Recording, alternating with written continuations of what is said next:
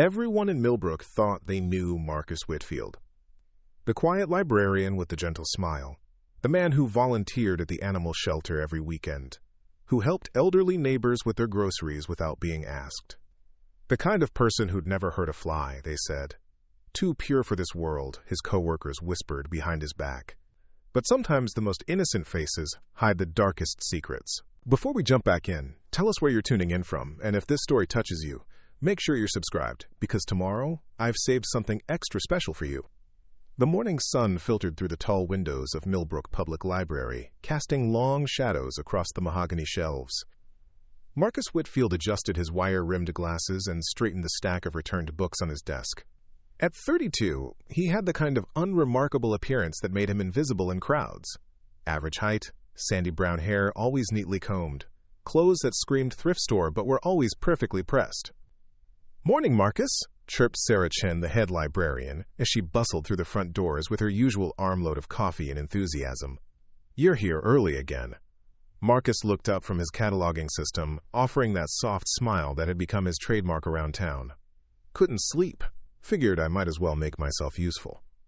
Sarah paused, studying his face with the motherly concern she'd developed for him over the past 3 years he'd worked there. "You know, you should get out more.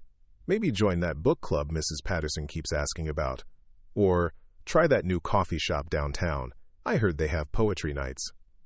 "Maybe," Marcus replied, though they both knew he wouldn't. He returned to his books, fingers tracing the spine of a worn copy of To Kill a Mockingbird. These came back damaged again. Kids these days don't respect books like they used to.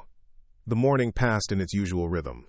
Marcus helped a young mother find picture books for her toddler, assisted a college student with research materials, and spent his lunch break reorganizing the fiction section with the kind of methodical precision that made Sarah both grateful and slightly concerned. Normal people didn't find that much satisfaction in alphabetizing, she often thought. It was around 2 o'clock when Detective Ray Morrison walked through the library doors. Marcus noticed him immediately. Not because he was particularly observant, but because Millbrook was the kind of small town where a stranger in a suit stood out like a neon sign. The detective's eyes swept the quiet interior before settling on the information desk where Marcus sat. "Excuse me," Morrison said, approaching with measured steps. "I'm looking for Marcus Whitfield." Marcus felt his stomach drop, but his expression remained neutral. Years of practice had taught him to control his reactions. "That's me. How can I help you?" Morrison flashed his badge quickly. "Detective Morrison, State Police. I was hoping we could have a chat about someone you might have known. Emma Rodriguez." The name hit Marcus like a physical blow, but he managed to keep his hands steady as he closed the book he'd been processing. Emma Rodriguez. He hadn't heard that name spoken aloud in 7 years, though it lived in his thoughts daily like a persistent prayer or curse. "I'm not sure I know anyone by that name," Marcus said carefully. Morrison's eyebrows rose slightly. He pulled out a small notebook and flipped through a few pages. "Really?" "Because according to her college records, you two were pretty close at State University. Shared an apartment off campus your junior year." Marcus glanced around the library. Mrs. Patterson was browsing the mysteries section, and 2 teenagers were studying at a corner table, but otherwise they were relatively alone. Still, he lowered his voice. "That was a long time ago, Detective. I'm not sure how I could help with anything." "Well, here's the thing," Morrison continued, settling into the chair across from Marcus's desk uninvited. "Emma Rodriguez was found dead 3 days ago in Portland. Overdose, looks like. But when we went through her things, we found some interesting items. Letters, photos, a diary. Your name came up quite a bit." Marcus's heart hammered against his ribs, but he forced himself to breathe normally. "I'm sorry to hear she passed away. We lost touch after college." "Funny thing about that diary," Morrison pressed on, watching Marcus's face carefully. "She wrote about you right up until the end. Seemed to think you were some kind of saint. Called you the only pure soul she'd ever known. Said you saved her from herself back in college." The irony wasn't lost on Marcus.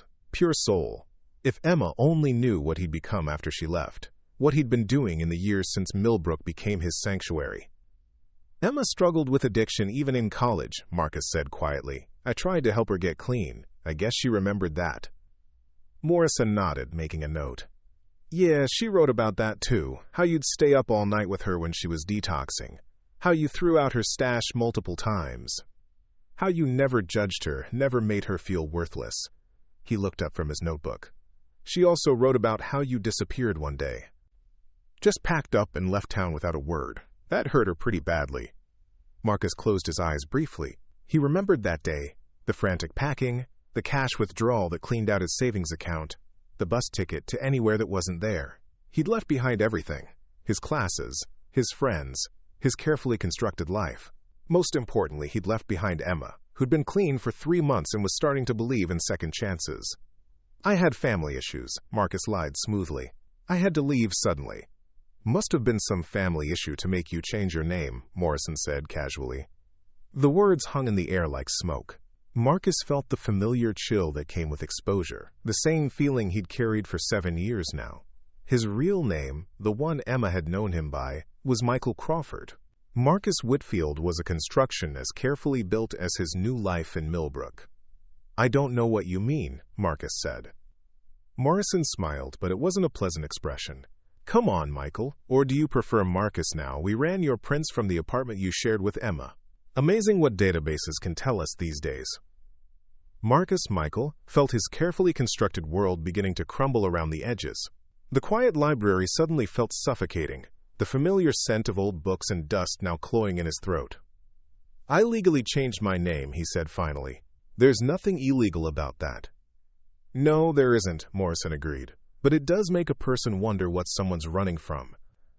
Especially when that someone was the last person to see Emma Rodriguez before she disappeared for 6 months during college.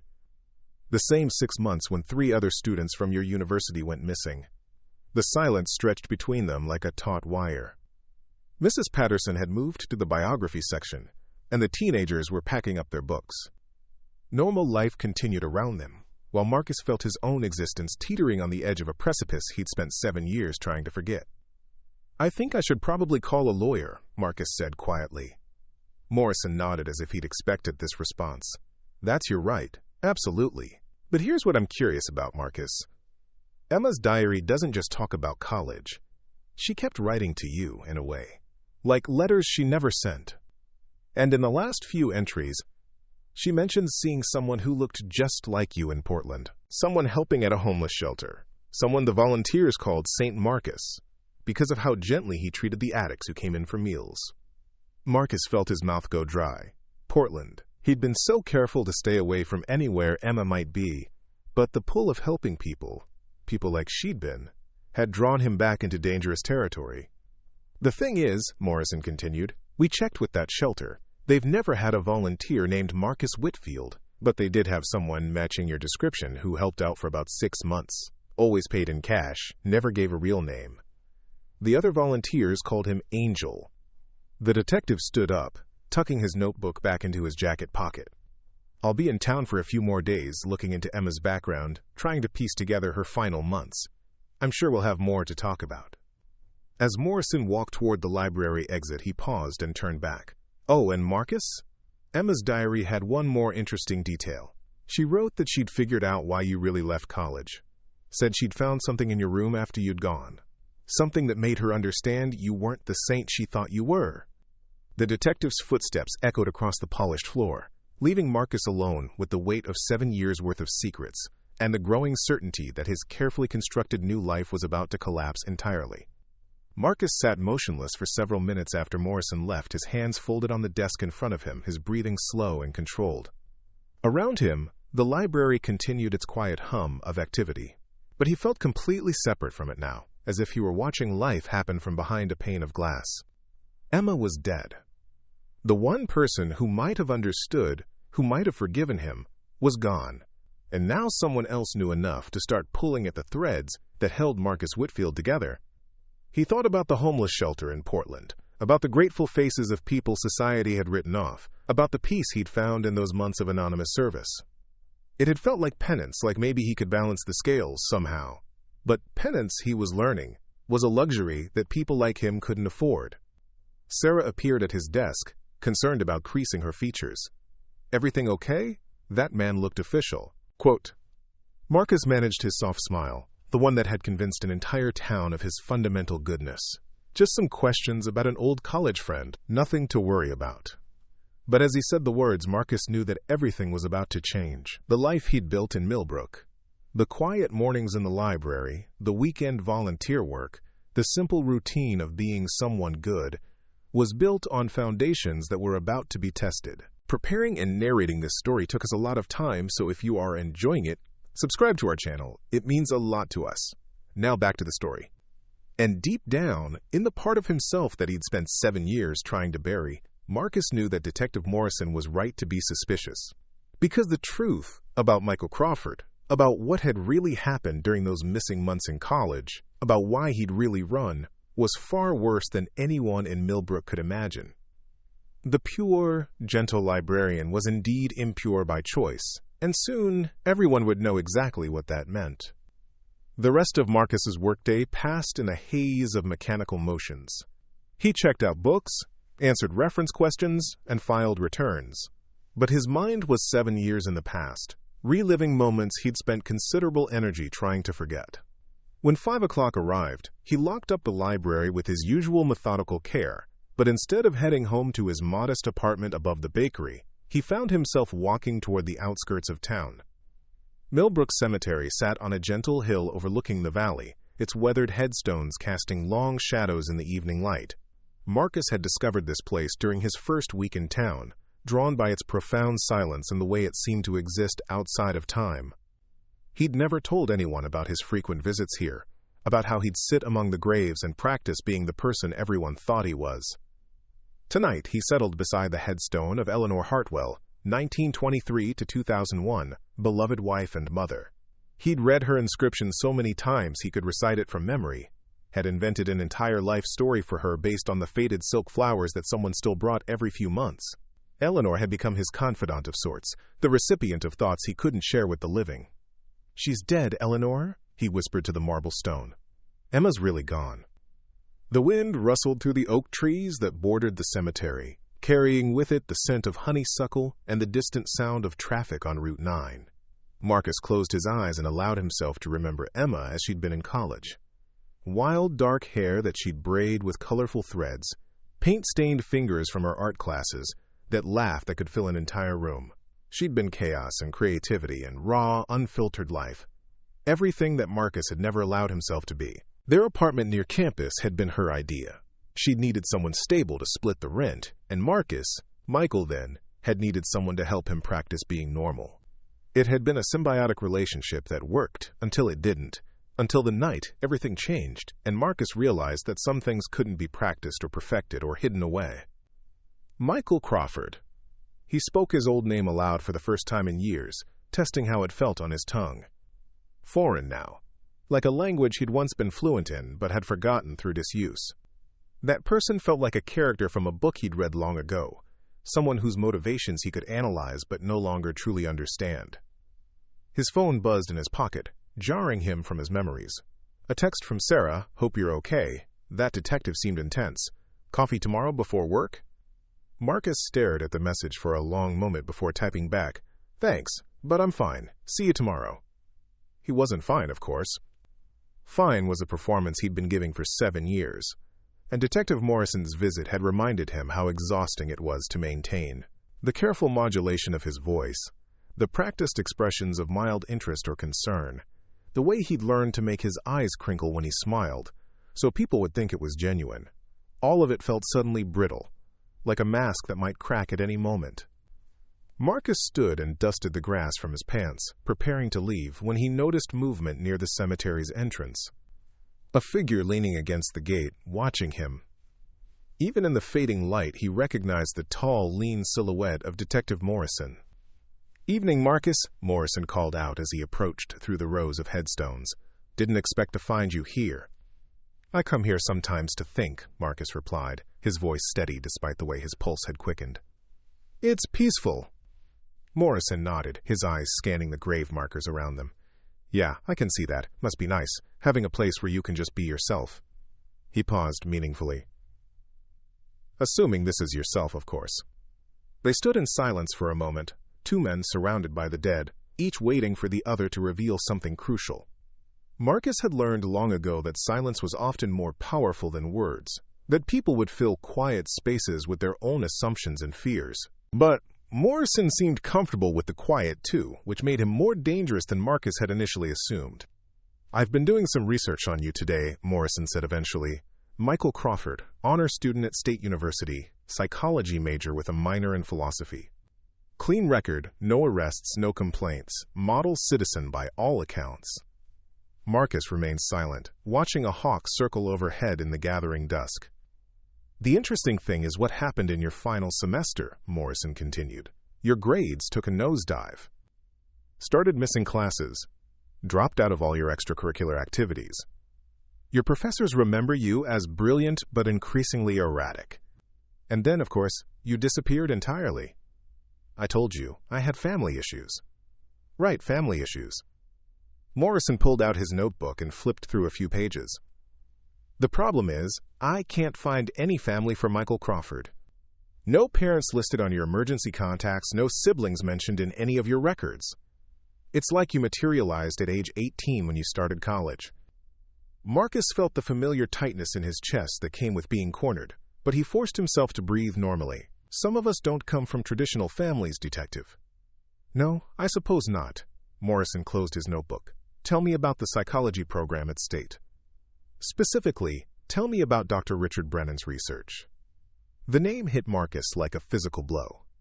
Dr. Brennan, tall, distinguished, with the kind of intellectual authority that could make students do things they'd never imagined themselves capable of. Marcus had been his star pupil, the one chosen for special projects and private consultations, the one invited to assist with research that wasn't officially part of any curriculum.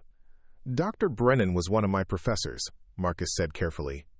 "He was more than that, though, wasn't he? According to the university records, you were his research assistant for 2 years, worked closely with him on several projects related to behavioral modification and psychological conditioning." Marcus's mouth felt dry as dust. "I assisted with legitimate academic research." "I'm sure you did, at first." Morrison stepped closer, his voice dropping to just above a whisper. "But Dr. Brennan's work went beyond legitimate research, didn't it, Michael? There were human subjects involved, vulnerable people, people like Emma Rodriguez who were struggling with addiction and desperate for help. The accusation hung in the air between them like smoke." Marcus thought of Emma in those early days, how eager she'd been to participate in what Dr. Brennan had described as revolutionary treatment protocols. How she'd trusted both of them completely, never questioning the increasingly invasive procedures or the way the sessions left her drained and confused. "Emma volunteered for everything," Marcus said quietly. "She gave informed consent." "Did she?" "Because according to her diary, toward the end, she started having memory gaps. Couldn't remember entire days. Found herself in places with no recollection of how she'd gotten there. That sounds like informed consent to you?" Marcus closed his eyes, remembering Emma's growing panic in those final weeks. The way she'd grab his arm and ask him to fill in the blanks, to explain why she felt like she was losing pieces of herself. He'd told her it was the drugs, the residual effects of years of abuse. But he'd known the truth. They both had. "Dr. Brennan's methods were unconventional," Marcus admitted. "Unconventional." Morrison laughed, but there was no humor in it. "Is that what you call it when a professor uses experimental drugs and psychological manipulation on vulnerable students? When he essentially turns them into test subjects for his own twisted research?" "It wasn't like that." "Wasn't it?" "Because I've been reading some very interesting reports about Dr. Brennan's work. Turns out the university conducted a quiet investigation after several students reported memory issues and psychological trauma. They couldn't prove anything definitive, but Dr. Brennan was quietly asked to resign. The funny thing is, his star research assistant disappeared right around the same time." Marcus opened his eyes and found Morrison watching him with the intensity of a predator who'd cornered his prey. "I left because I was disgusted by what had happened. I wanted nothing more to do with any of it. Or you left because you were more involved than you're admitting. Because maybe you weren't just assisting Dr. Brennan, maybe you were learning from him. Maybe you discovered you had a talent for manipulation, for getting inside people's heads and rewiring them to suit your purposes." The detective's words struck closer to the truth than Marcus was comfortable with. He had learned from Dr. Brennan, had discovered capabilities within himself that both fascinated and horrified him. The ability to read people's deepest vulnerabilities, to understand exactly what buttons to push to make them comply, to reshape their thoughts and behaviors with surgical precision. It had been intoxicating. "You're fishing, detective. You don't have any evidence of wrongdoing." "Maybe not yet, but I'm persistent, and I have time." Morrison tucked his notebook back into his jacket. "Here's what I think happened, Michael. I think you and Dr. Brennan were running illegal experiments on vulnerable students. I think Emma started figuring out what was really going on and started asking uncomfortable questions. And I think that's when she became more than just a research subject. She became a problem that needed to be solved." Marcus felt something cold and familiar settling in his stomach, the same sensation he'd experienced years ago when he'd realized that Emma was starting to remember things she wasn't supposed to remember. Emma left school of her own free will, after 6 months of missing classes and failing grades. After her friends reported that she seemed like a completely different person. After she wrote in her diary that she felt like someone had been inside her head, rearranging her thoughts like furniture. The imagery was uncomfortably accurate. Marcus remembered the satisfaction he'd felt watching Emma's personality reshape itself according to their carefully designed parameters.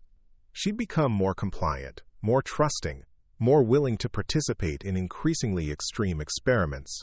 It had been a masterwork of psychological manipulation, at least until her mind had started fighting back. "Even if any of that were true," Marcus said, "Emma's dead now. Whatever happened in college, it's ancient history." Morrison smiled, and this time he was genuinely pleased. "See, that's where you're wrong. Because Emma's death isn't ancient history, it's very current, and the more I learn about her college years, the more I'm convinced that her overdose wasn't accidental." Marcus felt the ground shift beneath his feet. "What are you saying?" "I'm saying that Emma Rodriguez spent the last 7 years of her life trying to recover from whatever you and Dr. Brennan did to her. I'm saying she was clean for 2 years before she died, working at a nonprofit helping other addiction survivors. I'm saying she was happy and stable until about 3 months ago, when something spooked her badly enough to start using again."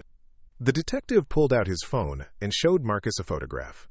Emma, but older, her hair shorter and streaked with premature gray, standing in front of a building with a sign that read, "Second Chances Recovery Center." She was smiling in the photo, but Marcus could see the wariness in her eyes, the way she held herself as if ready to run at any moment. "She was the assistant director there," Morrison continued.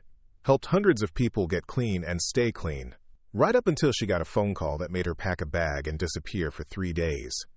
When she came back, she was using it again. Dead. Within a month." Marcus stared at the photograph, his mind racing. Emma had built a life for herself, had found a way to channel her experiences into helping others. She'd escaped the damage he and Dr. Brennan had inflicted and had somehow found peace. Until something had dragged her back into the darkness. "Who called her?" Marcus asked quietly. "Now that's an interesting question, isn't it?" Morrison put his phone away. "The call came from a blocked number, but the timing is fascinating. It was made the same day that Dr. Richard Brennan was found dead in his Portland apartment." Marcus felt the world tilt around him. Dr. Brennan, dead. The man who'd taught him the deepest secrets of human nature, who'd shown him how to peer into souls and reshape them according to his will, was gone.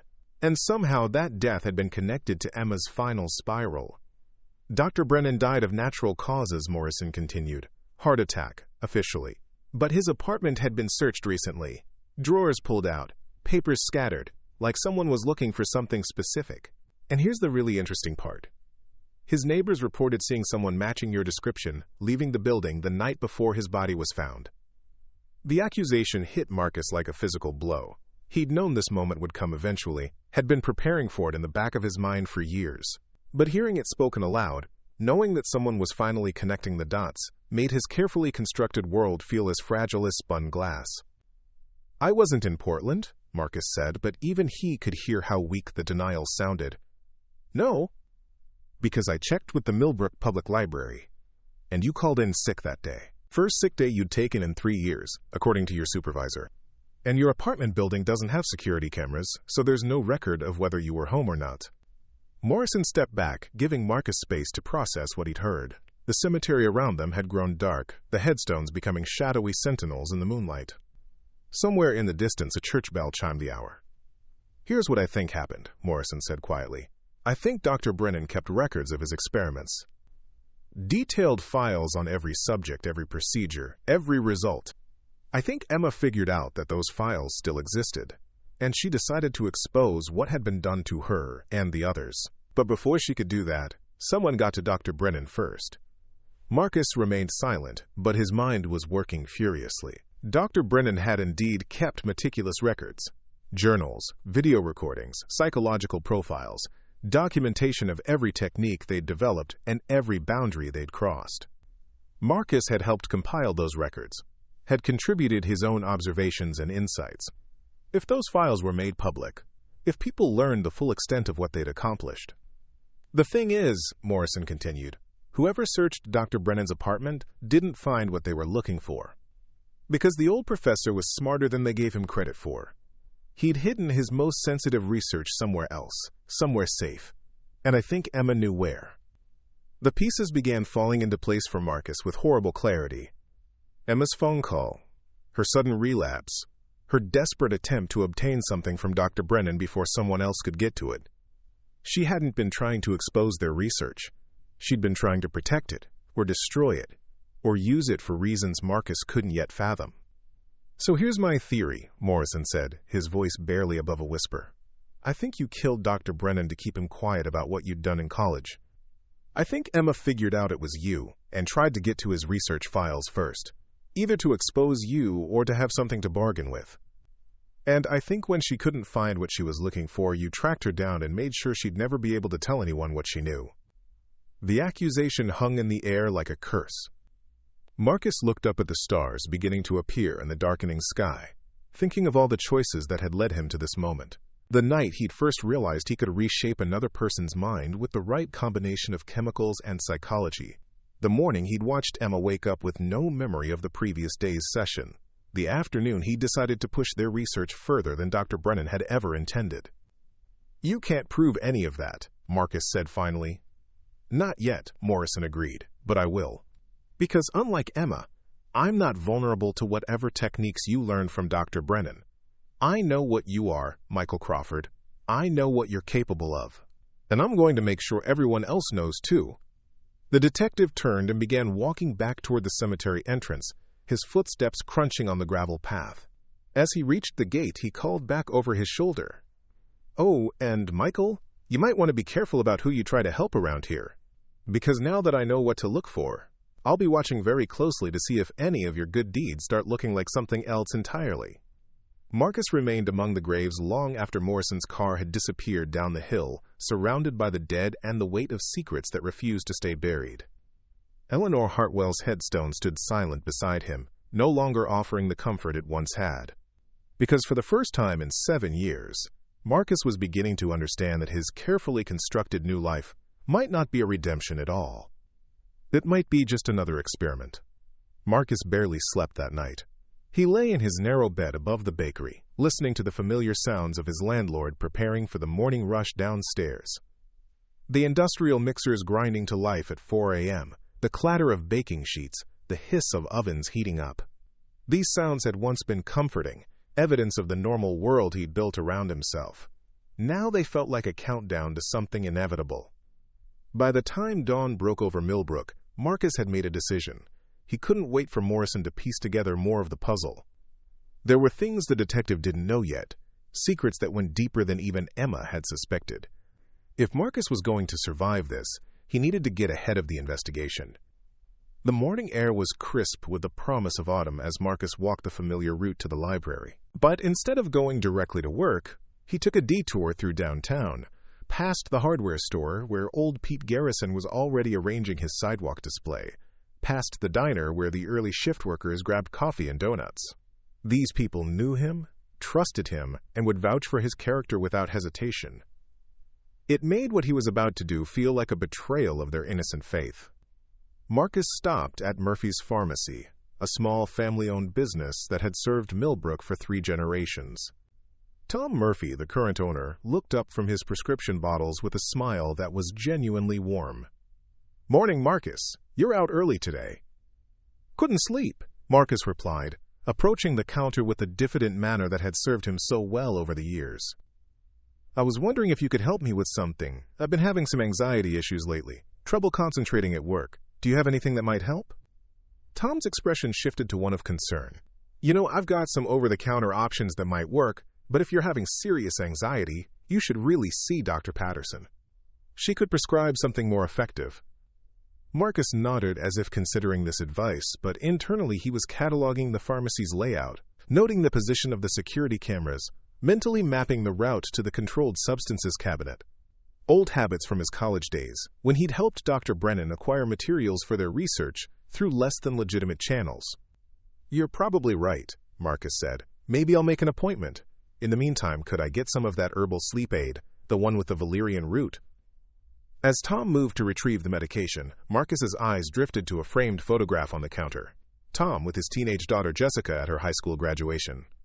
Jessica Murphy, honor roll student, varsity tennis player, the kind of clean-cut American teenager who represented everything wholesome about small-town life. She'd been volunteering at the animal shelter for the past 6 months, working alongside Marcus on weekends. How's Jessica doing? Marcus asked as Tom rang up his purchase. Oh, she's great. I'm really excited about starting college next year. You know, she talks about you all the time. Says you've been like a mentor to her at the shelter, teaching her about animal behavior and psychology. Quote, Marcus felt a familiar stirring, the same sensation he'd experienced years ago when he'd first realized the extent of his influence over Emma. Jessica was intelligent, impressionable, eager to please, exactly the type of subject that had proven most responsive to their techniques. The thought should have disturbed him, but instead he found himself mentally cataloging her vulnerabilities, her desire for approval, her trust in authority figures. She's a remarkable young woman, Marcus said, accepting his change. Very perceptive. I've enjoyed our conversations. Walking toward the library, Marcus reflected on how easy it would be to recreate his college experiments here in Millbrook. The town was full of vulnerable people, recovering addicts at the community center, elderly residents struggling with isolation, teenagers like Jessica, who were eager to be guided by someone they respected. He'd already identified several potential subjects during his 3 years here, though he'd never acted on the impulses. Until now, the performance of being good had been enough. But Morrison's investigation was changing everything. The detective's probing questions were awakening something that Marcus had kept carefully dormant, a hunger for the kind of control and manipulation that had once defined him. Perhaps it was time to stop pretending to be someone he wasn't. The library was empty when Marcus arrived, giving him time to think without interruption. He settled at his desk and opened his computer, not to work on library tasks, but to research Detective Morrison. If he was going to outmaneuver his pursuer, he needed to understand the man's weaknesses and motivations. Morrison's background was surprisingly clean. 15 years with the state police, commendations for his work on cold cases, a reputation for thoroughness and integrity. Divorced 3 years ago, no children, lived alone in a modest apartment in the state capital. The detective's social media presence was minimal, but Marcus found enough information to construct a psychological profile. Morrison was the type of man who needed to solve puzzles, to bring order to chaos. He'd chosen law enforcement because he believed in justice, in the idea that truth would ultimately prevail. This made him dangerous in one sense.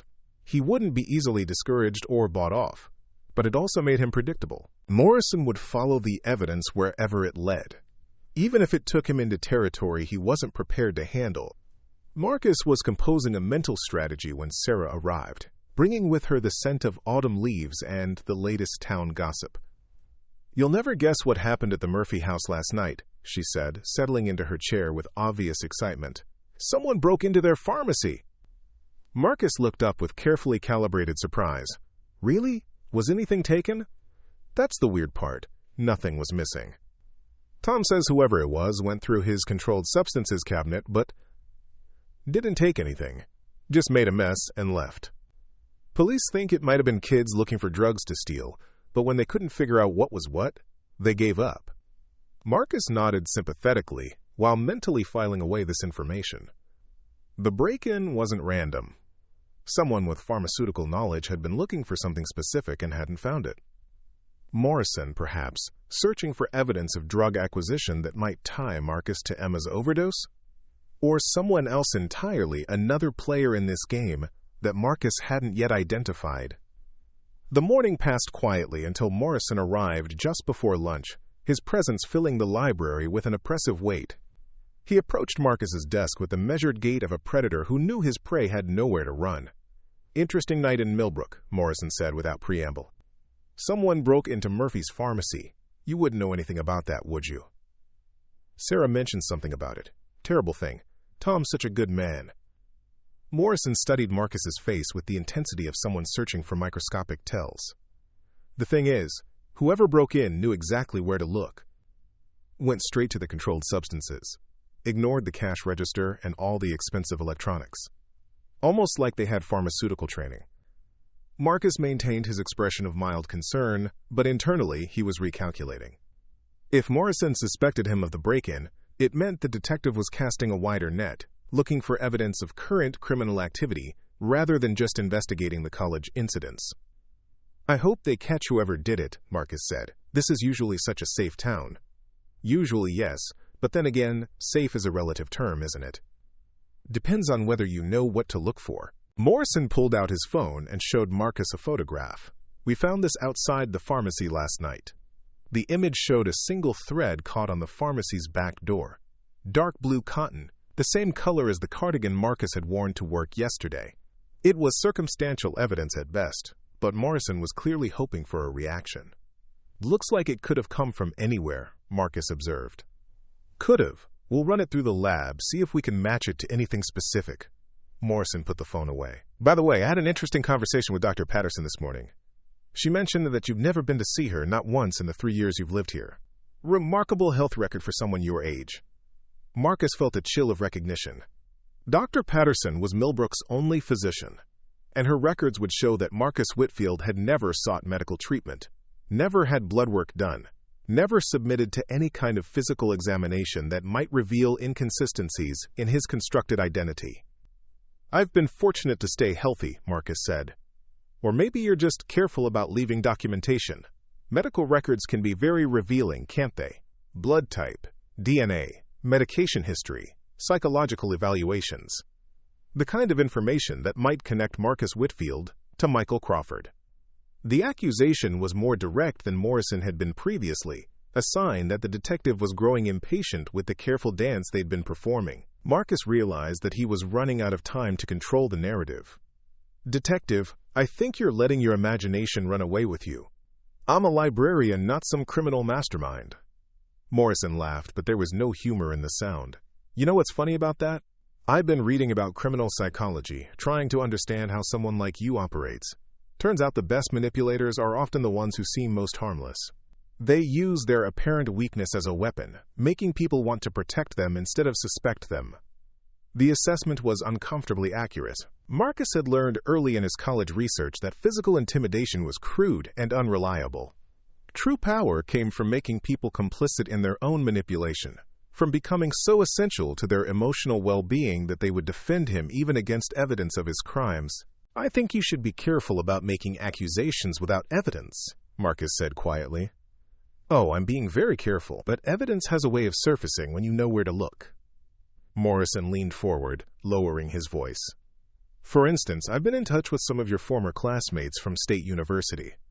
Amazing how memory works. Things that seemed innocent at the time start looking very different with the benefit of hindsight." Marcus felt his carefully maintained composure beginning to crack. His college classmates had never suspected the true nature of his relationship with Dr. Brennan, had never understood that the psychology experiments they occasionally heard about were far more extensive and invasive than anyone realized. But Morrison's questions might prompt them to reconsider events they'd previously dismissed. "People remember what they want to remember," Marcus said. "True, but some memories are harder to dismiss than others. Like Jennifer Walsh. Remember her? She was in several of your classes, dated you briefly junior year. She remembers how you seemed to know things about her that she'd never told you. Personal things, family secrets, childhood traumas. At the time, she thought you were just incredibly perceptive. Now she's wondering how you really knew." Jennifer Walsh. Marcus remembered her well. Auburn hair, nervous laugh, daddy issues that made her desperate for male approval. She'd been one of his earliest successful applications of Dr. Brennan's techniques, a practice subject who'd helped him refine his methods before they'd moved on to more complex cases like Emma. "Jennifer was troubled," Marcus said carefully. "She shared things with me because she trusted me. Did she? Because, according to her, there were gaps in her memory from that time period. Conversations she couldn't recall having, decisions she couldn't remember making. Sound familiar? The similarities to Emma's case were too obvious to ignore, and Marcus realized that Morrison was building a pattern of evidence that would be difficult to explain away. The detective wasn't just investigating 2 deaths. He was constructing a comprehensive case that spanned years of criminal activity. Morrison's phone rang, interrupting the interrogation. He glanced at the caller ID and frowned. "I need to take this, but don't think we're done talking, Michael." Quote. As the detective stepped away to answer his call, Marcus felt the walls of his carefully constructed world continuing to close in around him. Morrison was methodical and persistent, qualities that would eventually lead him to the truth, no matter how well Marcus had hidden it. The only question was whether Marcus could stay ahead of the investigation long enough to find a way out. But as he sat there in the quiet library, surrounded by books and the illusion of normalcy, Marcus began to consider a different approach entirely. Instead of running from Morrison's investigation, perhaps it was time to take control of it. After all, he'd learned from Dr. Brennan that the most effective way to handle a persistent problem was to make it serve your purposes instead. Morrison finished his call and approached the desk again, his expression troubled. That was the Portland police. Seems Dr. Brennan's apartment has been broken into again. This time they took everything: files, computers, personal effects. Professional job, no fingerprints, no witnesses. Marcus maintained his expression of mild interest, but internally he was calculating furiously. If Dr. Brennan's research files were truly gone, it eliminated a major source of evidence against him, but it also meant that someone else was playing this game, someone with resources and knowledge that Marcus hadn't accounted for. "Any idea who might have done it?" Marcus asked. "That's what I intend to find out, but it raises some interesting questions about timing, doesn't it? Dr. Brennan dies. Emma relapses and overdoses, and now all the evidence disappears, almost like someone is cleaning the house." Morrison's phone rang again, and this time he looked genuinely surprised by the caller ID. He answered on the second ring, his voice professional but wary. "Morrison here." A pause. Then his expression changed to one of shock. "What? When?" Another pause, longer this time. "I'll be right there." He ended the call and looked at Marcus with an expression that contained equal parts suspicion and confusion. "I have to go. There's been another development." "Nothing serious, I hope," Marcus said with practiced concern. Morrison studied his face for a long moment before responding. "Jessica Murphy is in the hospital. Apparent drug overdose. Same pharmaceutical cocktail that killed Emma Rodriguez." The news hit Marcus like a physical blow, not because he was surprised, but because he realized what it meant. Someone was accelerating the timeline, forcing events toward a conclusion that Marcus wasn't prepared for. Jessica Murphy, innocent, trusting Jessica who'd looked up to him like a mentor, had become another casualty in a game whose rules he was only beginning to understand. "That's terrible," Marcus managed to say. "Is she going to be okay?" "She's alive, but barely. And Marcus?" Morrison paused at the library entrance, his hand on the door. "She's been asking for you." Millbrook General Hospital was a modest facility that served the surrounding rural communities, its sterile corridors and fluorescent lighting, a stark contrast to the autumn warmth outside. Marcus arrived 20 minutes after Morrison's departure, having taken time to compose himself and consider his options. The lobby buzzed with quiet tension.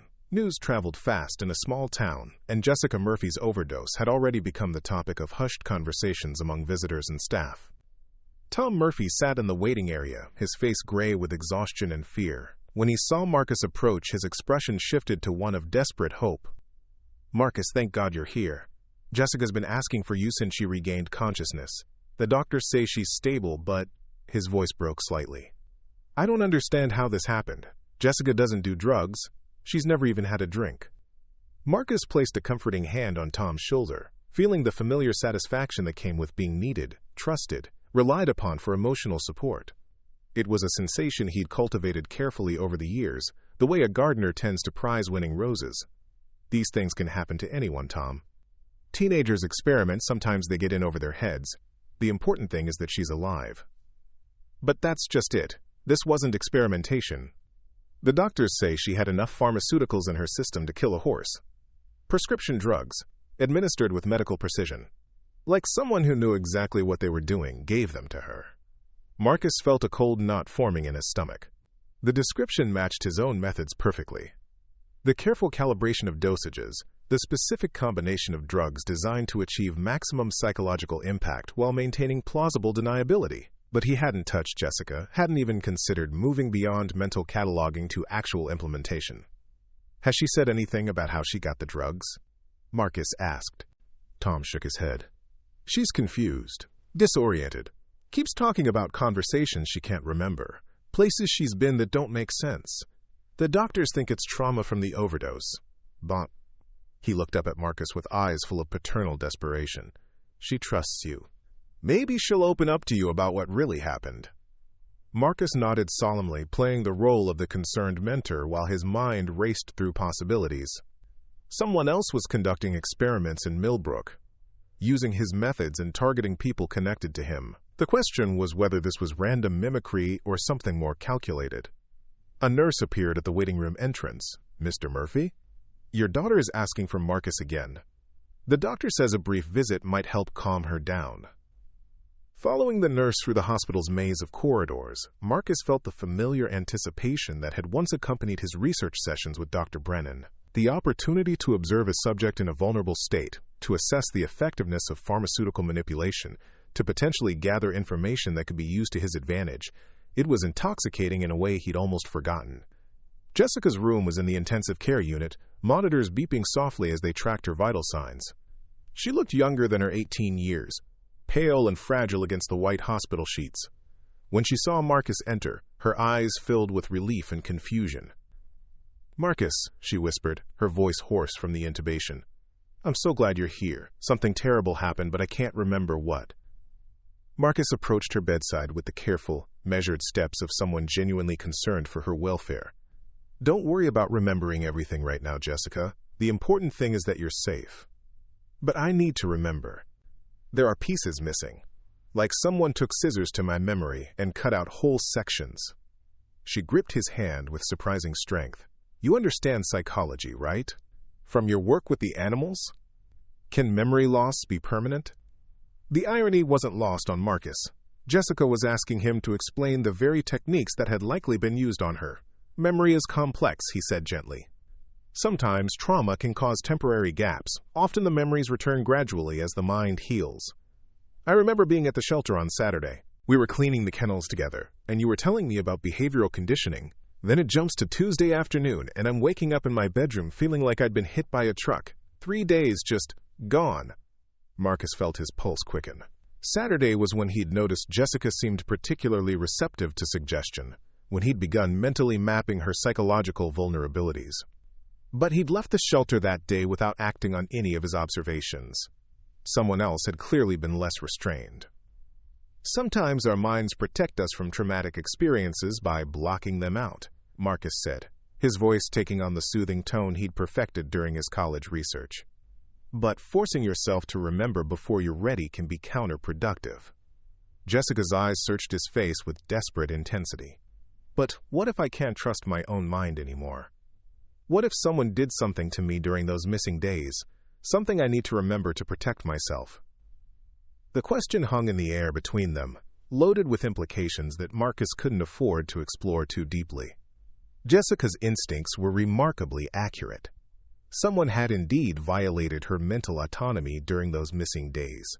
The question was who, and whether their motivations aligned with or conflicted with his own interests.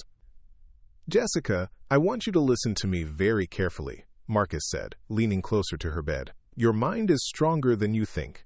Whatever happened during those missing days, you survived it. That proves your fundamental resilience.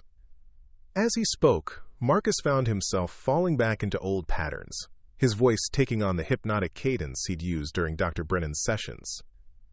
Jessica's breathing began to slow and deepen, her grip on his hand relaxing as her mind responded to cues she didn't consciously recognize. I need you to focus on my voice and let everything else fade into the background, Marcus continued, his tone becoming more rhythmic and controlled. Can you do that for me? Jessica nodded slowly, her eyes becoming unfocused as she slipped into the receptive state that Marcus had learned to induce with practiced ease. It was remarkably simple. Her recent pharmaceutical exposure had left her mind more pliable than usual, making her susceptible to techniques that might normally require weeks of conditioning. Good. Now I want you to think about Saturday at the shelter, not the missing days, just Saturday. Can you picture yourself there? Yes, Jessica whispered, her voice taking on the distant quality of someone accessing deeply buried memories. We were in the dog runs. You were explaining how repetition and reward can reshape behavior patterns. That's right. And what did I tell you about the importance of trust between subject and researcher? That trust makes the subject more receptive to guidance. That people will accept suggestions from someone they believe has their best interests at heart. Marcus felt a familiar thrill at Jessica's compliance, but he forced himself to maintain clinical detachment. This wasn't a research session. It was reconnaissance, an attempt to understand what had been done to her and by whom. Jessica, I want you to move forward from Saturday, but very slowly. Don't try to remember everything at once. Just tell me about the next clear memory you have. Her brow furrowed in concentration. Sunday morning. I'm in my bedroom, but it's different somehow, cleaner than I left it. And there's a smell, antiseptic, like a hospital. But that doesn't make sense, because I was home. The details sent a chill through Marcus. Someone had been conducting sessions in Jessica's bedroom, using pharmaceutical agents that required sterile conditions. This wasn't amateur experimentation. It was sophisticated psychological manipulation carried out by someone with advanced knowledge of Dr. Brennan's techniques. Is there anything else different about your room? Marcus asked. My journal. It's open on my desk, but I never leave it open. And there's handwriting in it that looks like mine, but I don't remember writing it. Marcus felt pieces of a larger puzzle beginning to click into place. Whoever had targeted Jessica wasn't just experimenting randomly. They were documenting their work, creating records that could be used as evidence or leverage. The implications were deeply troubling. What does the handwriting say? Jessica's eyes moved rapidly beneath her closed lids, as if she were reading invisible text. It's about you, mostly. How much I trust you. How grateful I am for your guidance. But it's written in a way that sounds wrong somehow, like someone else is trying to imitate my voice. The revelation hit Marcus like a physical blow. Someone was framing him, creating false evidence of his involvement in Jessica's conditioning. The journal entries would paint him as a manipulative predator who had groomed a vulnerable teenager, providing Morrison with exactly the kind of documentation needed to build a criminal case. Jessica, this is very important. Do you remember anyone else being at your house during those missing days? Anyone who might have had access to your room? Her face contorted with the effort of recovering blocked memories. There's something, a voice that isn't yours, older, more formal, like a professor or doctor. And they're talking about you, saying things about your past, about experiments in college. Marcus's blood ran cold. The description could only fit one person. Dr. Richard Brennan, who was supposedly dead, but might have been very much alive 3 days ago when Jessica's memories were being manipulated.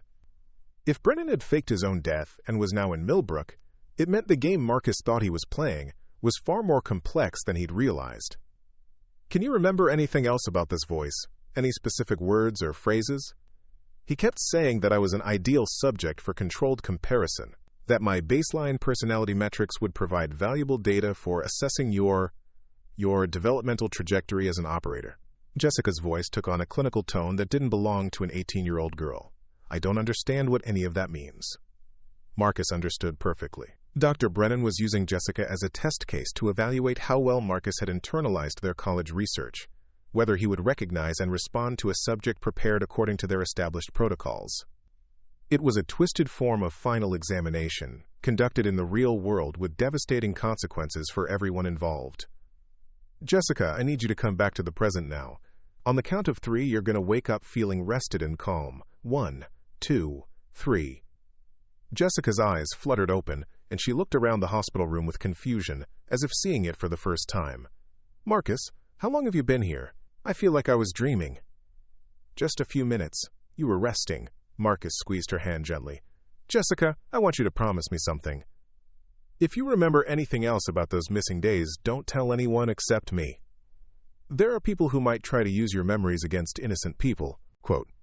She nodded trustingly, and Marcus felt a familiar mixture of satisfaction and self-loathing at how easily she accepted his guidance. Even after being violated by unknown parties, she still looked to him as a source of protection and wisdom. A knock on the door interrupted their conversation. Detective Morrison entered the room, his expression grim as he took in the scene. Marcus holding Jessica's hand, both of them looking calm and relaxed despite the circumstances. "How are you feeling, Jessica?" Morrison asked, his voice carefully neutral. "Better, I think. Marcus was helping me try to remember what happened." Morrison's eyes sharpened. "And what did you remember?" Jessica glanced at Marcus, who gave her an almost imperceptible nod. "Not much. Just fragments that don't make sense. The doctor said that's normal with this kind of trauma."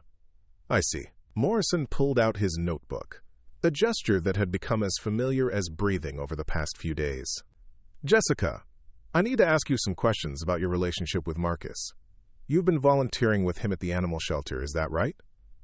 "Yes, for about 6 months. He's been teaching me about animal psychology and behavior modification." "Behavior modification? That's interesting. Can you explain what that means?" Marcus felt tension coiling in his chest as Morrison began probing the exact area that could expose the true nature of their interactions. Jessica's answer would determine whether the detective's suspicions remained theoretical or became actionable evidence. "It's about training animals through positive reinforcement and environmental conditioning," Jessica said innocently. "Marcus showed me how to help aggressive dogs become more socialized, how to create structured environments that promote healing and trust." Morrison nodded, but Marcus could see the detective filing away every word for later analysis. "And did Marcus ever suggest that these techniques could be applied to humans?" "All psychology is connected," Jessica replied, unconsciously echoing something Marcus had told her weeks earlier. "Understanding animal behavior helps us understand human behavior too. It's all about creating the right conditions for positive change." The answer was perfectly crafted to sound innocent while revealing the deeper philosophical framework that Marcus had been teaching her. Morrison clearly recognized the implications, his expression darkening as he processed what he was hearing. "Marcus, could I speak with you outside for a moment?" Morrison's tone left no room for refusal. In the hospital corridor, Morrison faced Marcus with barely controlled anger. "What the hell did you just do in there?" "I helped a traumatized young woman feel calmer and more secure. Isn't that what any decent person would do?" "Cut the act, Michael. I know psychological manipulation when I see it. You put that girl into some kind of trance state and extracted information from her, then programmed her responses for my questions." Marcus maintained his expression of mild confusion, but internally he was impressed by Morrison's perceptiveness. The detective had clearly been studying hypnotic interrogation techniques, preparing himself to recognize and counter Marcus's methods. "Detective, I think your investigation is making you see conspiracies where none exist. Jessica is a frightened teenager who needs reassurance from someone she trusts." "Someone she trusts, because you've been grooming her for months. Just like you groomed Emma Rodriguez in college. Just like you groomed Jennifer Walsh and God knows how many others." Morrison stepped closer, his voice dropping to a dangerous whisper. "But here's what I can't figure out, Michael. If you're the one who drugged Jessica Murphy, why did you make it so obvious? The pharmaceutical combination, the missing memories, the journal entries. It's like someone wanted me to connect you to this crime." The detective's words confirmed Marcus's growing suspicion that he was being framed by someone who understood his methods intimately. But Morrison's analysis also revealed a crucial weakness. The detective was so focused on proving Marcus's guilt that he wasn't considering alternative explanations for the evidence. "Maybe," Marcus said quietly, "you should consider the possibility that someone is trying to make me look guilty because they know you're investigating me. Maybe Jessica's overdose isn't connected to our college research at all." Morrison studied Marcus's face with the intensity of a predator searching for weaknesses. "You know what I think? I think you're right about someone setting you up. But I also think you're guilty of everything I suspect you of, and whoever's framing you knows it. They're not creating false evidence, Michael. They're just making sure the real evidence finally comes to light." Quote. As Morrison walked away, leaving Marcus alone in the sterile hospital corridor, the full complexity of his situation became clear. He was caught between his own crimes and someone else's manipulation, unable to defend himself without revealing secrets that would destroy him completely. And somewhere in Millbrook, a person with intimate knowledge of Dr. Brennan's research was conducting experiments that would ultimately expose everything Marcus had spent 7 years trying to hide. The question was no longer whether he could escape the consequences of his past. The question was whether he could survive long enough to discover who was orchestrating his downfall and why they wanted him exposed now. Standing in the fluorescent brightness of the hospital hallway, surrounded by the antiseptic smell of institutional cleanliness, Marcus realized that his carefully constructed life was about to end. The only question remaining was how many people would be destroyed in the process. Marcus drove through Millbrook's quiet streets as darkness settled over the town, his mind churning through the implications of what he'd learned at the hospital. Dr. Brennan, alive, active, and orchestrating an elaborate scheme to expose Marcus's true nature. But why now, after 7 years of silence? And why use Jessica Murphy as bait in this psychological trap? Instead of returning to his apartment, Marcus found himself parking outside the Millbrook Community Center, a converted warehouse that housed various social programs including the addiction recovery group he'd been quietly observing for months. Thursday evenings meant group therapy sessions, and tonight he needed to understand the full scope of what was happening in his adopted town. The recovery group met in a circle of folding chairs in the center's main room, their voices carrying through the thin walls as Marcus approached. Through a crack in the door, he could see 12 people sharing their struggles with substances, relationships, and the daily challenge of staying clean. It was exactly the kind of vulnerable population that he and Dr. Brennan had once targeted for their research. "I've been clean for 8 months now," a woman was saying, her voice shaky with emotion. "But lately I've been having these weird gaps in my memory. Like I'll go to sleep on Tuesday and wake up Thursday morning with no idea what happened in between." Marcus felt his blood turn to ice. The woman speaking was Linda Vasquez, a former meth addict who worked part-time at the grocery store. He'd never spoken to her directly, but he'd cataloged her psychological profile during his casual observations around town. The memory gaps she described matched Jessica's experience perfectly. "That happened to me too," another voice added. Marcus recognized Pete Garrison from the hardware store, a man he'd never suspected of having addiction issues. "Started about 3 weeks ago. I'd lose whole days, then find notes in my own handwriting about things I couldn't remember doing. 3 weeks. That was exactly when Marcus had first noticed Detective Morrison asking questions around town, when the investigation into Emma's death had begun to focus on Millbrook. Someone had been using the recovery group as a testing ground, preparing multiple subjects with Marcus's techniques in anticipation of Morrison's arrival. Marcus pushed the door open wider, trying to get a better view of the group leader. The facilitator sat with his back to the door, but something about his posture triggered a flood of recognition. The precise way he held his shoulders, the methodical gestures as he guided the discussion. Marcus had observed these mannerisms for 2 years in college lecture halls. Dr. Richard Brennan was alive, conducting group therapy sessions under an assumed identity, and using Millbrook's most vulnerable residents as experimental subjects in an elaborate frame job that had been months in the making. "Memory issues are common during recovery," Dr. Brennan was saying in a voice pitched slightly higher than Marcus remembered. "The brain is healing from years of chemical damage. What's important is that you're all making progress in your sobriety." Marcus backed away from the door, his mind racing through the implications. Brennan hadn't just faked his death and followed him to Millbrook. He'd embedded himself in the community months or even years ago, establishing credibility and access to vulnerable subjects. The entire recovery program might have been created as cover for resumed research. Walking quickly back to his car, Marcus tried to process the scope of Brennan's operation. The doctor had always been methodical, but this level of long-term planning suggested an obsession that went beyond academic curiosity. Brennan wasn't just exposing Marcus's crimes, he was recreating their college experiments on a larger scale, using an entire town as his laboratory. Marcus's phone buzzed with a text message from an unknown number. "Enjoy the group therapy session? We need to talk. Midnight. Old textile mill on Route 7. Come alone, or tomorrow's session will feature a very special guest speaker." The threat was clear. Brennan would expose Marcus publicly if he didn't cooperate. But Marcus had learned enough about manipulation over the years to recognize that Brennan's real motivation went deeper than simple revenge. The doctor wanted something, and he was willing to destroy an entire community to get it. The old textile mill had been abandoned for decades, its broken windows and rusted machinery testament to Millbrook's industrial past. Marcus arrived 5 minutes early, parking his car where it couldn't be seen from the road and approaching the building on foot. The autumn night was crisp and clear, with enough moonlight to illuminate the mill's deteriorating facade.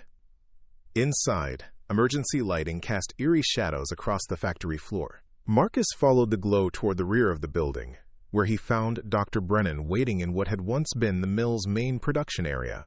The doctor looked older than his 63 years, his hair completely white now, and his face deeply lined.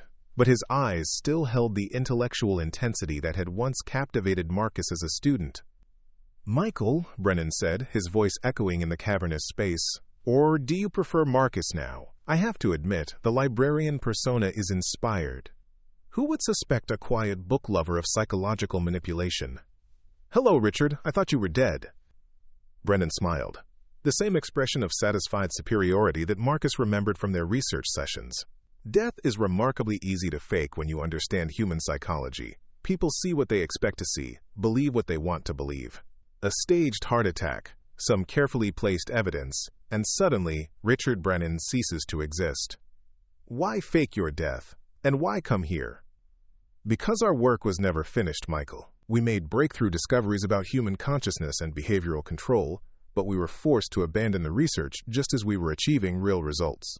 I've spent the last 7 years refining our techniques, developing new applications, and waiting for the right opportunity to continue. Brennan gestured around the empty mill, his movements theatrical in the dramatic lighting. Millbrook provided the perfect laboratory, a small, isolated community with sufficient diversity of psychological profiles to test our refined protocols. I've been here for 2 years, establishing my cover identity and selecting subjects. You've been drugging innocent people for research purposes?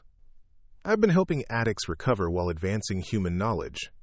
The subjects volunteer for group therapy, never suspecting that their sessions include carefully administered pharmaceutical enhancement and memory modification. It's actually more ethical than our college work. These people are genuinely benefiting from the behavioral conditioning. Marcus felt a familiar mixture of fascination and revulsion at Brennan's casual description of mass psychological manipulation. The doctor's ability to rationalize any level of violation in service of scientific progress had always been both compelling and terrifying. "But you didn't bring me here to discuss research ethics," Marcus said. "What do you want?" Brennan's expression shifted to something more predatory. "I want you to join me. Our partnership was the most productive period of either of our careers. Together, we developed techniques that could reshape human society, eliminate criminal behavior, cure mental illness, solve conflicts that have plagued humanity for millennia. We also destroyed people's lives. Emma Rodriguez died because of what we did to her. Emma Rodriguez died because she was weak. Natural selection in action." Brennan's voice took on the cold clinical tone that Marcus remembered from their worst sessions, but her death served a purpose. It brought Detective Morrison to Millbrook, which brought you back into my sphere of influence. The admission hit Marcus like a physical blow. You arranged for Emma to overdose. I arranged for Emma to contact Morrison about our college research, knowing that her emotional instability would make her unreliable as a witness. Her overdose was an unfortunate but necessary part of the larger plan. Marcus felt rage building in his chest, a fury he hadn't experienced since the night he'd fled college 7 years ago. Emma's death hadn't been random or inevitable. It had been orchestrated by the man who'd claimed to care about advancing human knowledge. "You're insane, Richard. What happened to you?" Brennan laughed, the sound echoing off the mill's concrete walls. "I evolved, Michael. I stopped pretending that conventional morality applies to superior minds like ours. We have the ability to reshape human consciousness at will. Why should we limit ourselves to helping individual patients when we could transform entire populations? Because people aren't laboratory rats. They have rights, dignity, and the capacity to make their own choices." "Do they?" "Because I've been watching you for 2 years, Michael, and despite your protestations about ethics and redemption, you've been cataloging every vulnerable person in this town. Jessica Murphy, Linda Vasquez, Pete Garrison. You've been profiling them all, planning hypothetical experiments even as you play the role of helpful librarian. The accusation stung because it contained enough truth to be devastating. Marcus had indeed been mentally mapping Millbrook's psychological landscape. identifying potential subjects and evaluating their susceptibilities. The habit was so ingrained that he'd never consciously acknowledged it, but Brennan's observation forced him to confront his own predatory instincts. The difference is that I never acted on those impulses. Didn't you? What about your conversations with Jessica at the animal shelter? The careful way you've been building trust and dependency? The subtle suggestions you've planted about psychological research and behavioral conditioning? You've been grooming her for months, Michael, even if you won't admit it to yourself. Marcus felt his carefully constructed self-image beginning to crumble. Everything Brennan was saying aligned with patterns of behavior that Marcus had been unconsciously following. Methods he'd internalized so completely that he'd been applying them without conscious intent. I was trying to be helpful, to mentor her. You were preparing her for eventual recruitment, just as I taught you. The only difference between us is that I'm honest about my motivations, while you hide behind a facade of rehabilitation and redemption. Brennan pulled out a tablet computer and showed Marcus a video file. The screen displayed Jessica Murphy in her hospital bed, but the footage was from a different angle than Marcus remembered, as if someone had been recording their entire conversation. I particularly enjoyed watching you conduct an impromptu hypnotic interrogation, Brennan continued. Your technique has improved significantly since college. The way you induced trance state, extracted information, and programmed her responses for Morrison's questions, absolutely masterful. Marcus stared at the video, realizing that Brennan had recorded evidence of him manipulating Jessica while she was hospitalized and vulnerable. The footage would be devastating if presented to Morrison or a jury, proof of ongoing psychological manipulation that aligned perfectly with the detective's suspicions. You've been recording everything. For 2 years, I've documented every interaction between you and potential subjects. I have hours of footage showing you profiling residents, building trust relationships, and laying groundwork for future manipulation. It's a comprehensive record of predatory behavior that would fascinate any prosecutor. Brennan closed the tablet and fixed Marcus with an expectant stare. But that evidence doesn't have to see daylight. Join me, Michael. Help me complete the research we started in college. Together, we can perfect techniques that will revolutionize human psychology and behavioral science. And if I refuse, then Detective Morrison receives a package containing video evidence, Jessica's fabricated journal entries, testimony from recovery group members about their memory gaps, and documentation of pharmaceutical purchases that can be traced back to you. You'll spend the rest of your life in prison while I continue the research alone. Marcus felt the walls of Brennan's trap closing around him completely.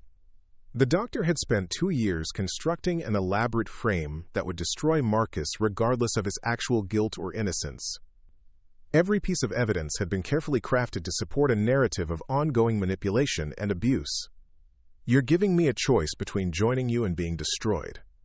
I'm giving you a chance to embrace your true nature instead of hiding behind false morality. We are superior beings, Michael. We understand human consciousness in ways that ordinary people never could. We have the power to reshape minds, to eliminate suffering, to guide human evolution toward perfection. Brennan's vision was seductive in its grandiosity, appealing to the same intellectual arrogance that had originally drawn Marcus into their research. The idea of transcending conventional limitations, of wielding godlike power over human psychology, still held a dangerous attraction despite everything Marcus had learned about its consequences. I need time to consider this. You have until tomorrow morning. Morrison is already building his case against you based on the evidence I've provided. Unless you agree to resume our partnership, I'll give him the remaining documentation that will ensure your conviction. Brennan walked toward the mill's exit, his footsteps echoing in the empty space. As he reached the door, he turned back with one final observation. You know, Michael, the most amusing part of this entire situation is that you actually believe you've been rehabilitated. You think 7 years of playing librarian has somehow erased your fundamental nature. But watching you with Jessica Murphy proved what I've always known. Predators don't change, they just get better at hiding.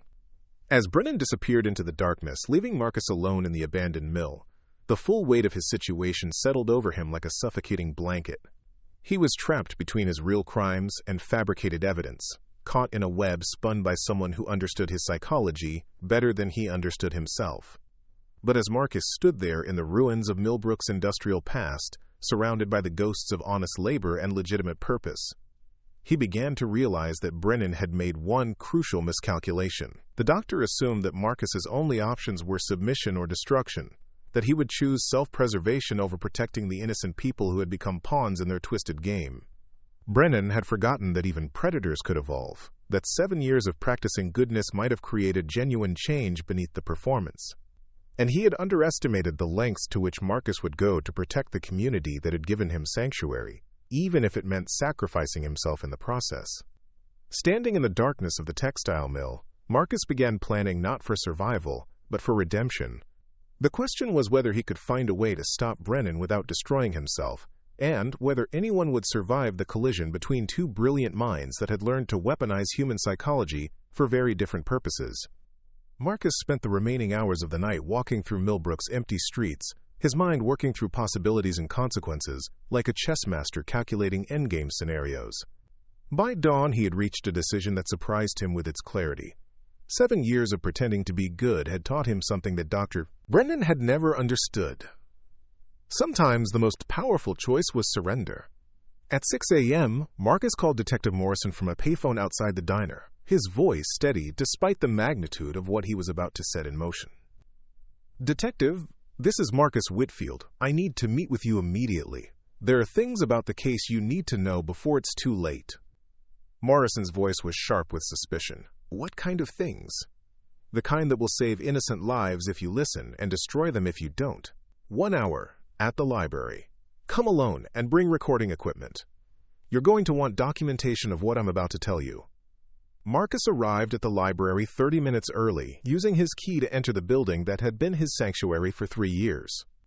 The familiar scent of old books and the soft morning light filtering through tall windows felt like a benediction, a final moment of peace before everything he'd built came crashing down. Morrison arrived precisely on time, his expression guarded as he found Marcus sitting at the main circulation desk with a thick manila folder spread open before him. "Detective, thank you for coming. Before we begin, I want you to know that everything I'm about to tell you is the truth. No manipulation, no psychological games, no attempt to mislead or control. Just the facts that you need to understand the real scope of what's happening here." Morrison activated his digital recorder and settled into a chair across from Marcus. "I'm listening. My real name is Michael Crawford. 7 years ago, I was a psychology student at State University, working as a research assistant for Dr. Richard Brennan. Together, we conducted illegal experiments on vulnerable students, using pharmaceutical manipulation and psychological conditioning to alter their behavior and memory patterns." Marcus spoke with the methodical precision of someone giving testimony, his voice devoid of the emotional manipulation he'd once wielded like a weapon. Morrison listened without interruption, occasionally making notes but never breaking eye contact. "Emma Rodriguez was one of our primary subjects. We told her she was participating in addiction treatment research, but we were actually testing techniques for complete personality reconstruction. The process involved repeated exposure to experimental drugs combined with hypnotic conditioning designed to make subjects more compliant and suggestible." Quote, "Why are you telling me this now?" Morrison asked. "Because Dr. Brennan didn't die in Portland. He faked his death and came to Millbrook 2 years ago, where he's been conducting the same experiments on a larger scale. The recovery group at the community center, Jessica Murphy's overdose, the memory gaps reported by multiple residents. It's all part of his ongoing research." Marcus opened the manila folder and pulled out documents he'd spent the night preparing.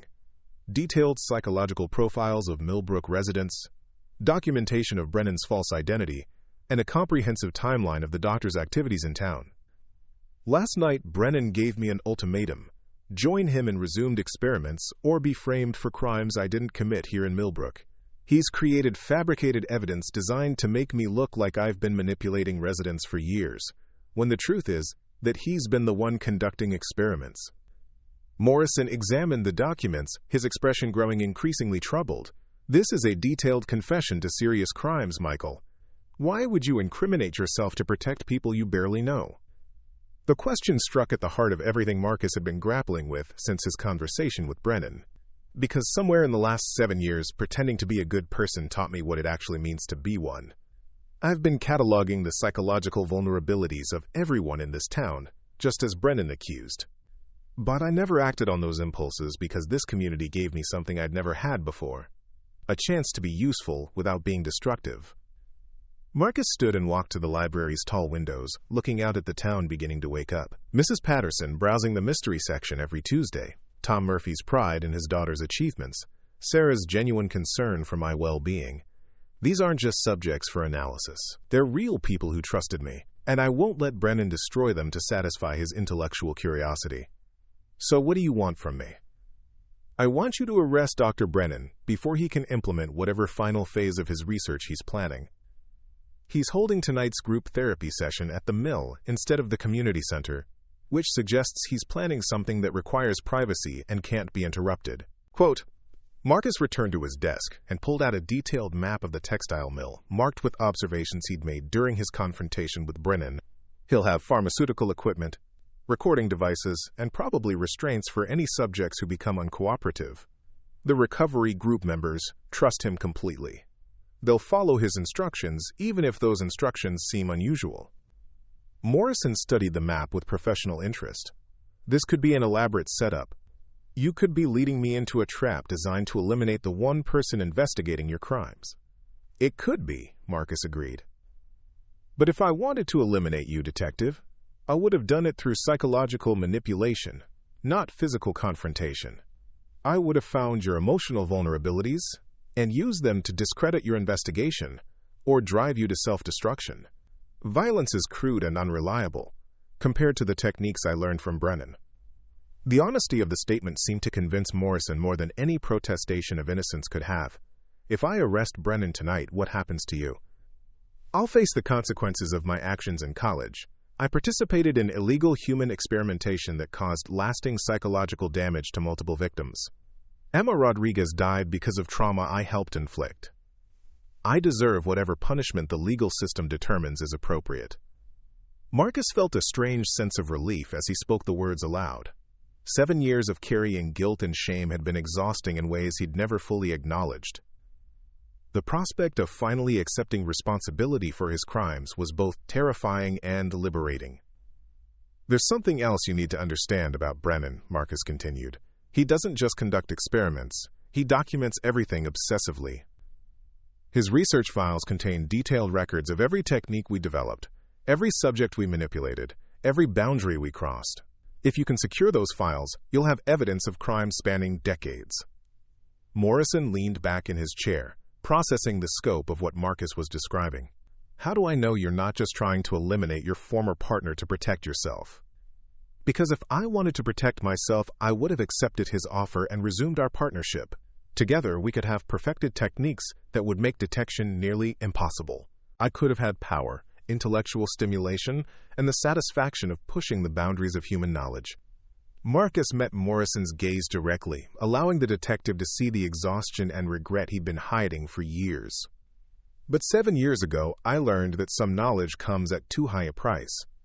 And last night, I realized that some choices define who we really are, regardless of who we've been in the past. The library fell silent, except for the ticking of an old clock on the wall. Morrison seemed to be weighing everything he'd heard, calculating risks and possibilities with the methodical approach of an experienced investigator. If I go after Brennan tonight, I need your help. You know his methods, his psychology, his probable backup plans. I need you to be there to help interpret what we find. Marcus felt a chill of recognition at the request.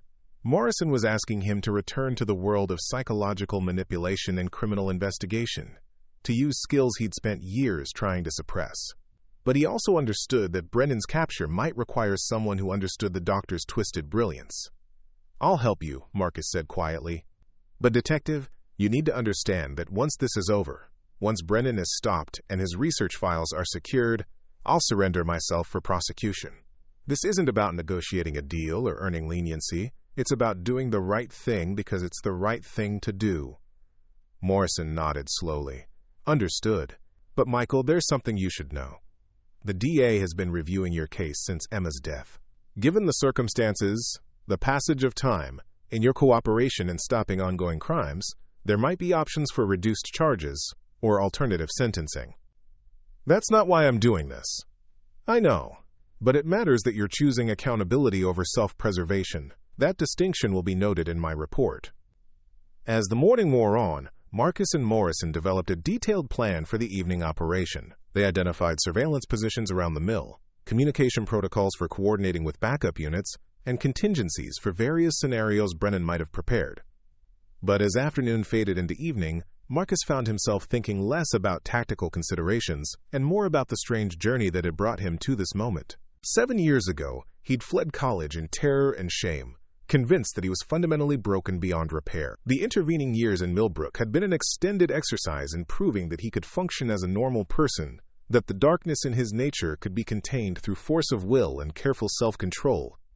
Only now, as he prepared to face Brennan and accept the consequences of his past, did Marcus realize that his true redemption hadn't come from suppressing his abilities, but from choosing how to use them. The psychological insights that had once made him a dangerous predator were the same skills that now enabled him to understand Brennan's methods and protect potential victims. At 8 p.m., Marcus and Morrison took their positions in the woods surrounding the textile mill. Through night vision equipment, they could see figures moving inside the building. 12 members of the recovery group, all trusting souls who believed they were attending a special evening session designed to accelerate their healing process. "Radio check," Morrison whispered into his headset, confirming contact with backup units positioned at strategic points around the property. Marcus watched through binoculars as Brennan began setting up equipment that was far more sophisticated than anything needed for group therapy. Intravenous stands, monitoring devices, restraint systems. The mill had been converted into a comprehensive laboratory for human experimentation. "He's not planning a single session," Marcus murmured. "This is a mass conditioning event. He's going to try to process all 12 subjects simultaneously." Morrison's expression darkened as he processed the implications. Can that many people be safely manipulated at once? Not safely, no. The pharmaceutical dosages required for simultaneous conditioning would be extremely dangerous. If any subject has an adverse reaction or unexpected resistance, the entire process could cascade into multiple fatalities. As they watched, Brennan began addressing his unsuspecting subjects with the calm authority that had once convinced Marcus to participate in atrocities. The recovery group members listened attentively, trusting completely in the man who had guided their healing journey for months. "We need to move now," Marcus said urgently. "Once he begins pharmaceutical administration, any interruption could trigger panic and overdoses. The subjects need to be separated and secured before they're given any drugs." Morrison signaled his backup units and began moving toward the mill, but Marcus caught his arm before they reached the building. "Detective, there's something else you need to know. Brennan has been recording everything, building evidence files on every interaction. He'll have leverage material on town officials, compromising information about residents, documentation that could destroy innocent people if it's released publicly. We'll secure everything and review it carefully." "That's not what I mean. Brennan is brilliant and paranoid. He'll have dead man switches, automated systems that release damaging information if he's arrested or killed.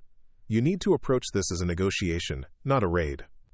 Morrison considered this advice as they approached the mill's entrance. "What do you suggest?" "Let me go in first. I understand his psychology, know what motivates him, can possibly convince him to cooperate. If he sees law enforcement first, he'll trigger whatever scorched earth protocols he's established." It was a dangerous request, asking Morrison to trust someone who had just confessed to serious crimes. But as they reached the mill's entrance, the detective made a decision that surprised them both. "Go, but you're wearing a wire, and at the first sign that you're being manipulated or compromised, I'm coming in with full force." Marcus fitted the recording device and approached the mill's main entrance, his heart pounding with a mixture of fear and determination. Through the broken windows, he could see Brennan preparing syringes while his 12 subjects sat in a circle, completely unaware of what was about to happen to them. "Richard," Marcus called out as he entered the building, "I've made my decision." Brennan looked up with satisfaction, assuming Marcus had chosen self-preservation over principle. "Excellent. I knew you'd see reason eventually. The subjects are prepared for our first group conditioning session. We can begin immediately." Marcus walked slowly toward the circle of chairs, noting the positions of Brennan's equipment and the exit routes available to the subjects. "Before we begin, I need to understand the full scope of what you're planning. This doesn't look like a simple research session." "You're right to be impressed. This represents the culmination of everything we learned in college, refined through years of individual testing. Tonight, we'll demonstrate that mass psychological conditioning is not only possible, but practical for real-world applications. Brennan gestured expansively toward his subjects, 12 vulnerable people who had trusted him with their recovery and healing. Think of the implications, Michael. If we can successfully condition 12 subjects simultaneously, we can scale the process to hundreds, thousands, entire populations. We could eliminate criminal behavior, cure mental illness, and create social harmony through scientifically designed psychological conformity. The grandiosity of Brennan's vision was both impressive and terrifying. Marcus realized that his former mentor hadn't just been conducting experiments in Millbrook. He'd been developing techniques for mass social control that would fundamentally alter human civilization. The pharmaceutical protocols must be incredibly complex, Marcus said, moving closer to examine Brennan's equipment, while the doctor's attention was focused on explaining his grand design. Remarkably elegant, actually. I've isolated the key neurochemical pathways that control personality formation and memory consolidation. A carefully calibrated cocktail can essentially reboot human consciousness, allowing us to install new behavioral patterns and emotional responses as if we were programming a computer. As Brennan spoke, Marcus caught the eye of Linda Vasquez, one of the group members he'd observed around town. She looked confused and slightly frightened. Beginning to sense that something was wrong with the evening session, Marcus gave her an almost imperceptible signal to remain calm while he continued engaging Brennan. What about resistance? Some subjects have stronger psychological defenses than others. That's the beauty of the group setting. Social pressure and shared experience overcome individual resistance. When subjects see their peers accepting conditioning, they naturally conform to group behavior. It's basic psychology, really. Marcus moved to a position where he could see Morrison and the backup units through the mill's windows. The detective was in position, waiting for Marcus's signal to intervene, but Marcus realized that direct confrontation might trigger exactly the kind of panic that could kill innocent people. Richard, I have to ask you something. After all these years, after everything we've accomplished, don't you ever wonder if we've lost sight of our original purpose? Quote. Brennan paused in his preparations, studying Marcus with sudden wariness. What do you mean? We started this research to help people, to understand the human mind, and develop treatments for mental illness, addiction, trauma. But somewhere along the way, it became about power and control instead of healing.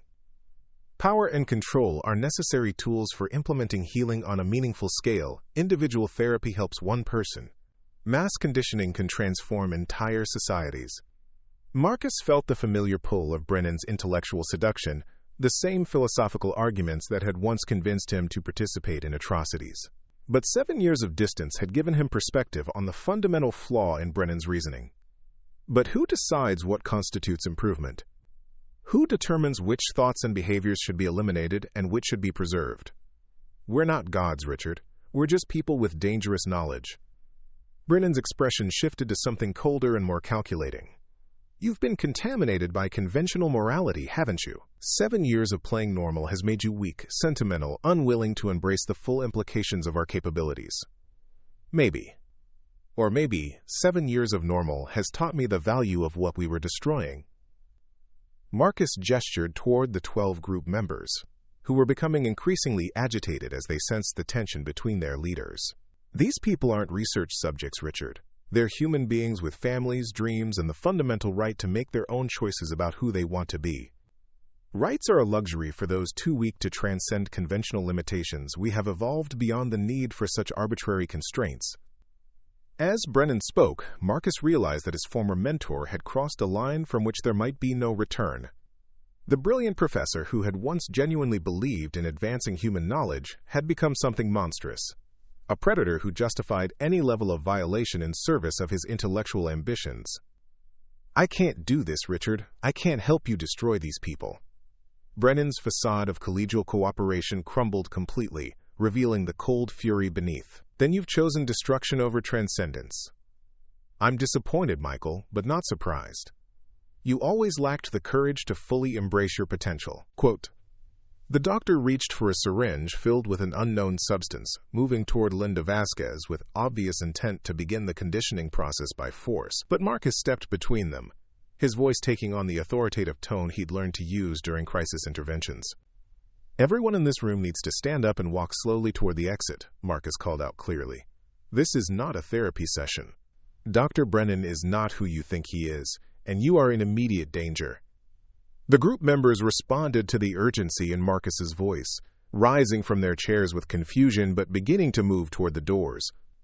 Brennan watched his carefully prepared subjects scattering with rage that bordered on madness.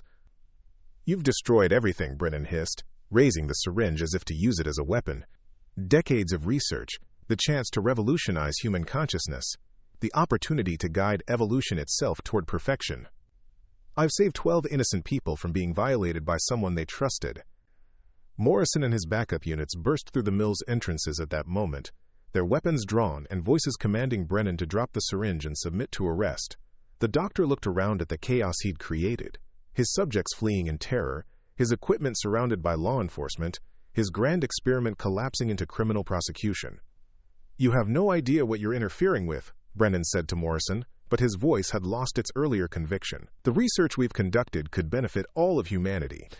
"The research you've conducted is illegal human experimentation that has traumatized dozens of victims over multiple decades," Morrison replied coldly.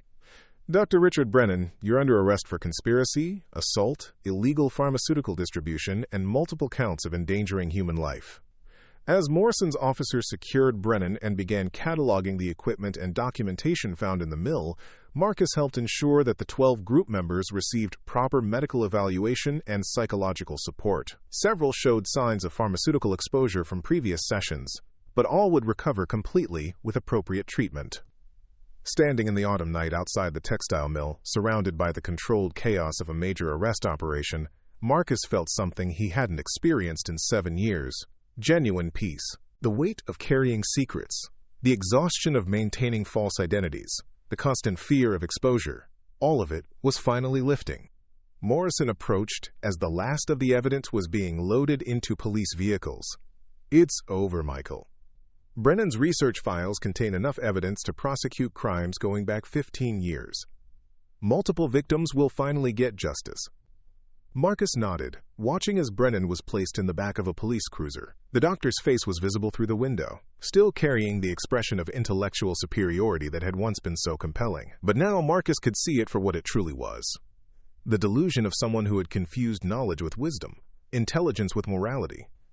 "Detective, I'm ready to face the consequences of my actions. I want to provide full testimony about our college research, help identify other victims, and do whatever I can to assist their recovery and healing." Morrison studied Marcus's face in the flashing lights of the emergency vehicles. "The district attorney will appreciate your cooperation. Given the circumstances and your role in stopping ongoing crimes, the charges you face will likely be significantly reduced.